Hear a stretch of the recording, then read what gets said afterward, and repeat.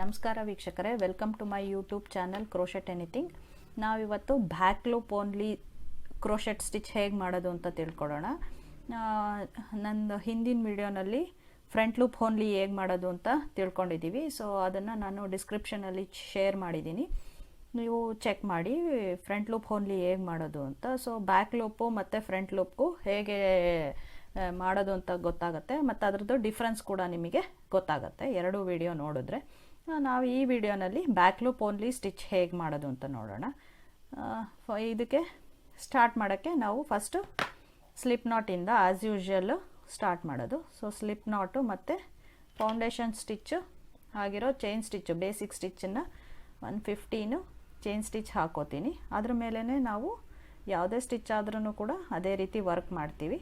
So ಹಾಗಾಗಿ slip not ಹಾಕ್ಕೊಂಡು 15 chain stitch ಹಾಕೋತಾ ಇದ್ದೀನಿ. 1 2 3 4 5 6 7 8 9 10 11 12 13 14 15 ಚೈನ್ ಸ್ಟಿಚ್ ಹಾಕ್ಕೊಂಡಿದ್ದೀನಿ ನಾನು. ಸೊ ನಂತರ ನಾನು ಸಿಂಗಲ್ ಕ್ರೋಶೆಟ್ನ ಇದ್ರ ಮೇಲೆ ವರ್ಕ್ ಮಾಡ್ತೀನಿ.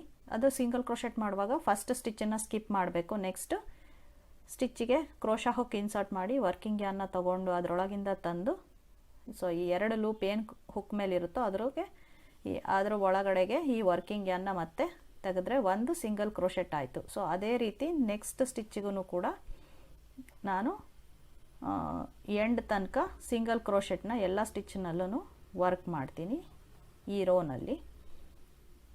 ಸೊ ಎಲ್ಲ ಸಿಂಗಲ್ ಕ್ರೋಶೆಟ್ಟು ವರ್ಕ್ ಮಾಡ್ತಾ ಇದ್ದೀನಿ. ಸೊ ಅದು ನೆಕ್ಸ್ಟ್ ರೋ ವರ್ಕ್ ಮಾಡುವಾಗ ನಿಮಗೆ ಗೊತ್ತಾಗುತ್ತೆ ಹೇಗೆ ಬ್ಯಾಕ್ ಲೂಪ್ ವರ್ಕ್ ಮಾಡೋದು ಅಂತ.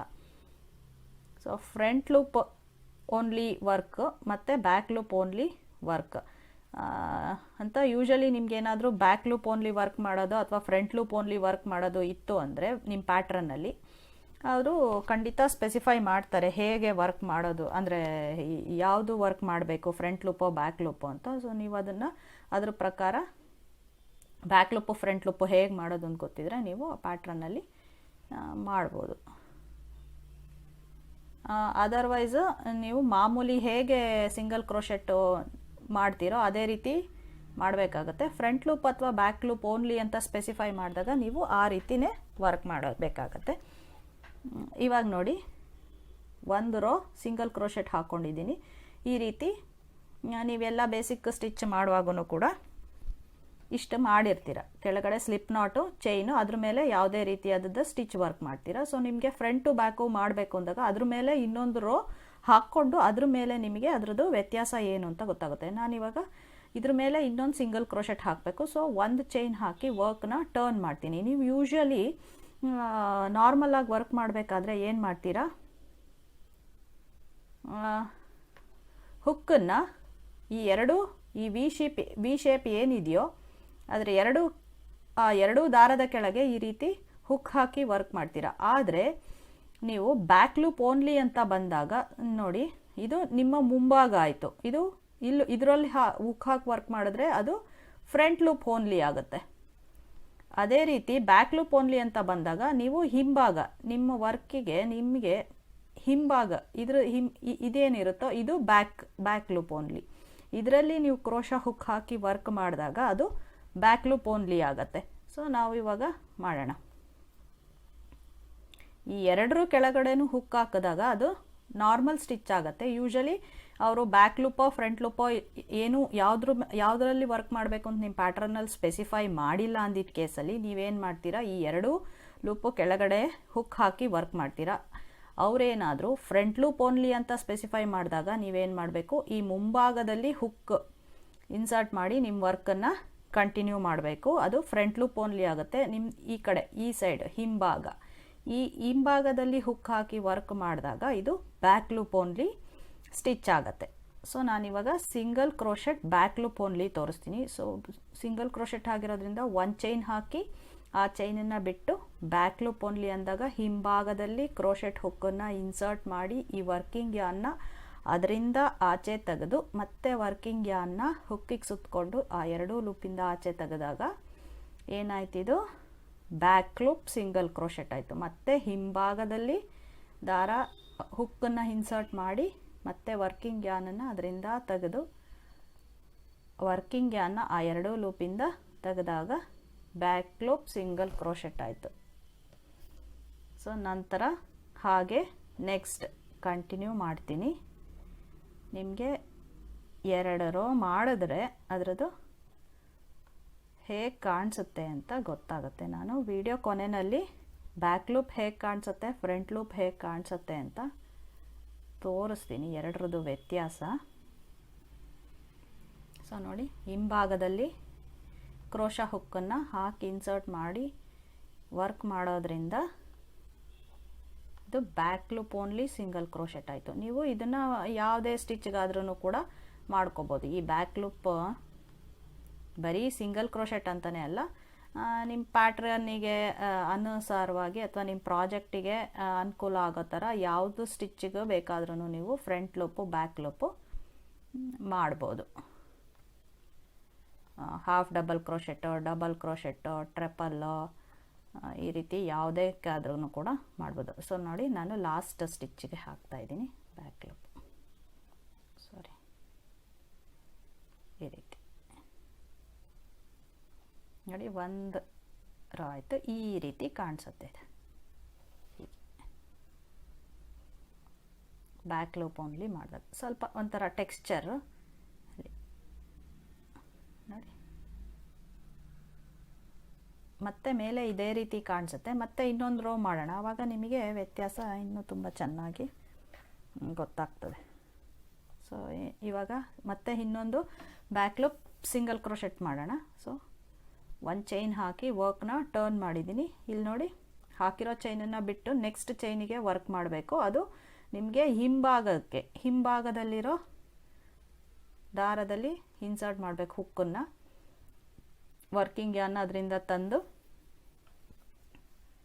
ಮತ್ತೆ ಆ ವರ್ಕಿಂಗ್ ಯಾನ್ನ ಈ ರೀತಿ single crochet, back loop only single crochet ಇದು. ಸೊ ನಂತರ ಇನ್ನೊಂದು ಹಾಫ್ ಡಬಲ್ ಕ್ರೋಶೆಟ್ಟು ಮಾಡೋಣ ನೆಕ್ಸ್ಟ್ ರೋನಲ್ಲಿ. ನೀವು ಯಾವುದೇ ಸ್ಟಿಚ್ ಬೇಕಾದರೂ ಮಾಡ್ಬೋದು. ಇದು back loop only single crochet. Back loop ಅಂದರೆ ಹಿಂಭಾಗದಕ್ಕೆ ಹುಕ್ಕನ್ನು ಇನ್ಸರ್ಟ್ ಮಾಡಿ ಮಾಡೋದು, ವರ್ಕ್ ಮಾಡೋದು.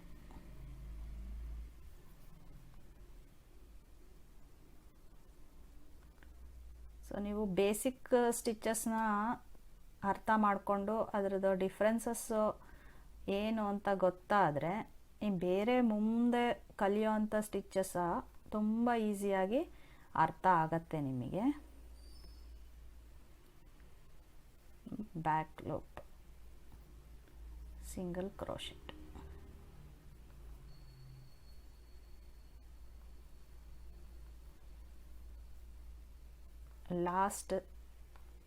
ಲಾಸ್ಟ್ ಸ್ಟಿಚ್ ಬ್ಯಾಕ್ ಲೂಪ್ ಮಾಡಿ ವರ್ಕ್ ಮಾಡ್ತಾ ಇದ್ದೀನಿ ನೋಡಿ. ಬ್ಯಾಕ್ ಲೂಪ್ ಓನ್ಲಿ ಈ ರೀತಿ ಆಯಿತು. ನಂತರ ಹಾಫ್ ಡಬಲ್ ಕ್ರೋಶೆಟ್ಟು ಹೇಗೆ ಮಾಡೋದು ಅಂತ ನೋಡೋಣ ಇದ್ರ ಮೇಲೇ. ಸೊ ಹಾಫ್ ಡಬಲ್ ಕ್ರೋಶೆಟ್ ಮಾಡುವಾಗ ನಾವು 3 ಚೈನ್ ಹಾಕಬೇಕು.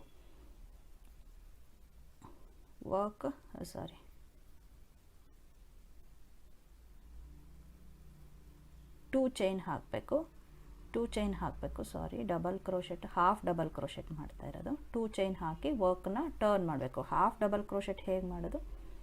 ಸೊ ಈ ರೀತಿ ಒಂದು ಸತಿ ವರ್ಕಿಂಗ್ ಯಾನ್ನ ಹುಕ್ಕಿಗೆ ಸುತ್ಕೋತೀರ, 2 ಸ್ಟಿಚ್ಚನ್ನು ಸ್ಕಿಪ್ ಮಾಡಬೇಕು. ಸ್ಕಿಪ್ ಮಾಡಿ ನಂತರ ಬ್ಯಾಕ್ ಲೂಪ್ ಅಂತ ಬಂದಾಗ ಹಿಂಭಾಗದಕ್ಕೆ ಹುಕ್ಕನ್ನು ಇನ್ಸರ್ಟ್ ಮಾಡಿ ಈ ರೀತಿ ವರ್ಕಿಂಗ್ ಯಾನ್ ಅದರೊಳಗಿಂದ ತಂದು half double crochet, half double crochet ಮಾಡಿದ್ರಿ back loop.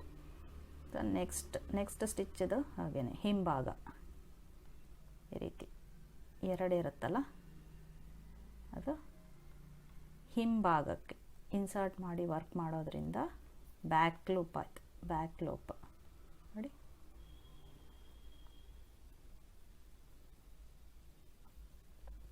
Back loop only half double crochet.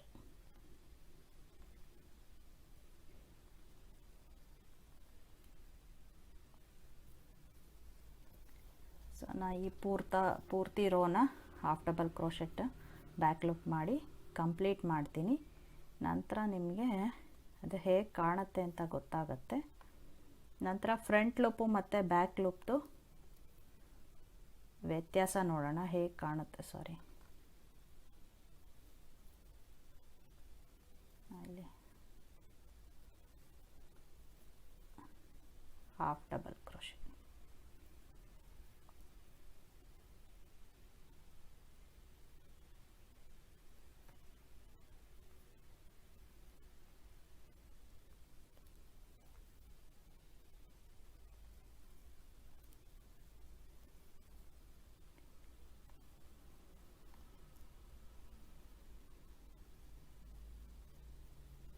ನೀವು ಪ್ರಾಕ್ಟೀಸ್ ಮಾಡ್ತಾ ಮಾಡ್ತಾ ನಿಮ್ಮ ಸ್ಪೀಡ್ ಕೂಡ ಇನ್ಕ್ರೀಸ್ ಆಗುತ್ತೆ. ಮತ್ತು ಪ್ರಾಕ್ಟೀಸ್ ಮಾಡ್ತಾಯಿದ್ರೆ ನಿಮಗೆ ಏನಾದರೂ ತಪ್ಪಾಗಿದ್ದಲ್ಲೂ ಏನು ತಪ್ಪು ಮಾಡಿದ್ವಿ ಅಂತಲೂ ಗೊತ್ತಾಗುತ್ತೆ ಕಲಿತಾ ಕಲಿತಾ. ನೋಡಿ, ಈಗ ಲಾಸ್ಟ್ ಸ್ಟಿಚ್ಚು.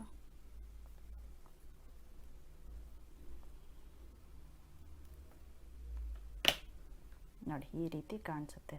ಇಲ್ಲಿ ಕಾಣಿಸುತ್ತಲ್ಲ ಲೈನ್, ಇಲ್ಲಿ ನೋಡಿ ಈ ರೀತಿ ಟೆಕ್ಸ್ಚರ್ ನೋಡಿ, ಮಾಮೂಲಿಗಿಂತ ಇದು ಬೇರೆ ಥರ ಇದೆ. ಸೊ ಒಂದು ಸ್ಲಿಪ್ ನಾಟು ಚೈನ್ ಹಾಕಿ ಒಂದು ಸಿಂಗಲ್ ಕ್ರೋಶೆಟ್ ಮಾಡಿದೆ. ಆಮೇಲೆ ಬ್ಯಾಕ್ ಲೂಪ್ ಅಂದರೆ ಹಿಂಭಾಗದ ಇಲ್ಲಿ ಏನು ಬರುತ್ತೋ ಸ್ಟಿಚ್ಚು ವಿ ಶೇಪ್ ಏನು ಕಾಣಿಸುತ್ತೋ, ಮುಂಚೆ ಆಗಿದ್ದರೆ ಇದರ ಎರಡರ ಕೆಳಗಡೆ ಹಾಕಿ ವರ್ಕ್ ಮಾಡ್ತಾಯಿದ್ರಿ ಈ ರೀತಿ ಹುಕ್ಕನ್ನು. ಬಟ್ ಫ್ರಂಟ್ ಲೂಪ್ ಅಂತ ಬಂದಾಗ ಮುಂಭಾಗದಲ್ಲಿ ಇನ್ಸರ್ಟ್ ಮಾಡಿ ವರ್ಕ್ ಮಾಡಬೇಕು. ಬ್ಯಾಕ್ ಲೂಪ್ ಅಂತ ಬಂದಾಗ, ಬ್ಯಾಕ್ ಲೂಪ್ ಓನ್ಲಿ ಅಂತ ಬಂದಾಗ ಹಿಂಭಾಗದಲ್ಲಿ ಹಾಕಿ ವರ್ಕ್ ಮಾಡಬೇಕು. ಇದು ಈ ರೀತಿ ಕಾಣಿಸುತ್ತೆ ನೋಡಿ, ಬ್ಯಾಕ್ ಲೂಪ್ ಓನ್ಲಿ ಕ್ರೋಶೆ ಈ ರೀತಿ. ಇದು ಫ್ರಂಟ್ ಲೂಪ್ ಓನ್ಲಿ ಕ್ರೋಶೆಟ್ ನೋಡಿ ಈ ರೀತಿ ಕಾಣಿಸುತ್ತೆ. Back loop, front loop. ಇದು ಫ್ರಂಟ್ ಲೂಪ್ ಓನ್ಲಿ, ಇದು ಬ್ಯಾಕ್ ಲೂಪ್ ಓನ್ಲಿ. ಸೊ ನಿಮಗೆ ಸ್ವಲ್ಪ ನೋಡ್ಲಿಕ್ಕೆ ಒಂದೇ ಥರ ಅನಿಸ್ಬೋದು, ನೀವು ವರ್ಕ್ ಮಾಡಿದಾಗ ಗೊತ್ತಾಗುತ್ತೆ. ನೀವು ಅಂದರೆ ಒಂದು 3-4 ರೋ ಅಥವಾ ಒಂದಿಷ್ಟು ದೊಡ್ಡ ದೊಡ್ಡ ಪ್ಯಾಟ್ರನ್ ವರ್ಕ್ ಮಾಡಿದಾಗ ಅದರದ್ದು ಪ್ಯಾಟ್ರನ್ ಬೇರೆ ರೀತಿ ಕಾಣಿಸುತ್ತೆ. ಇವಾಗ ನಾನು ಬರೀ 3 ರೋ ಮಾಡಿರೋದ್ರಿಂದ ನಿಮಗೆ ಎರಡು ಒಂದೇ ರೀತಿ ಅನಿಸುತ್ತೆ. ಬಟ್ ನೀವು ಟ್ರೈ ಮಾಡಿ ನೋಡಿ. ನೋಡಿ ಇದು ಈ ಥರ ಸಿಂಪಲ್ಲಾಗಿ ಚೂರು ಎಂಬೋಸ್ ಆಗಿರೋ ಥರ ಲೈನು ಕಾಣಿಸುತ್ತೆ. ಬಟ್ ಇಲ್ಲಿ ತುಂಬಾ ಜಾಸ್ತಿ ಎಂಬೋಸ್ ಆಗಿರೋ ಥರ ಕಾಣಿಸುತ್ತೆ ಬ್ಯಾಕ್ ಲೂಪಲ್ಲಿ. ಫ್ರಂಟ್ ಲೂಪಲ್ಲಿ ಈ ಥರ ಬರುತ್ತೆ ವರ್ಕ್. ನಾನು ಮಾಡಿರೋ ವಿಡಿಯೋ ಇಷ್ಟ ಆದಲ್ಲಿ, ನನ್ನ ಕಂಟೆಂಟ್ ಇಷ್ಟ ಆದಲ್ಲಿ ಸಬ್ಸ್ಕ್ರೈಬ್ ಮಾಡಿ, ಶೇರ್ ಮಾಡಿ, ಲೈಕ್ ಮಾಡಿ. Thank you.